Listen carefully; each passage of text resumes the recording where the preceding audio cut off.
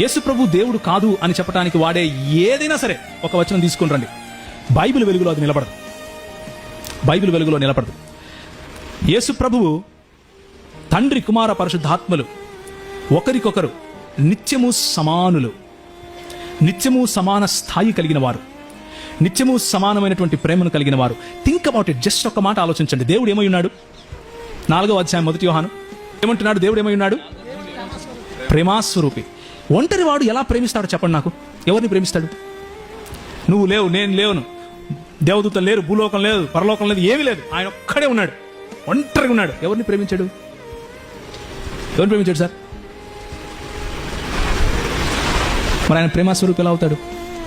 తనంతట తను ప్రేమించుకోవచ్చు, తప్పలేదు. దాన్ని ఎలా వ్యక్తపరిచాడు అంటే, ఆయన వ్యక్తపరచాలి అంటే ఇంకొకరు ఉండాలి కదా.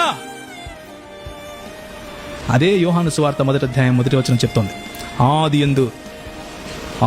యందు ఏ సృష్టి లేనప్పుడు, ఏదీ లేనప్పుడు వాక్యము దేవుని వద్ద దేవునిగా ఉండే. అది క్రైస్తవ దృక్పథంలోని దేవుని యొక్క సంపూర్ణత. అది త్రిత్వ సిద్ధాంతంలో ఉన్నటువంటి సంపూర్ణత.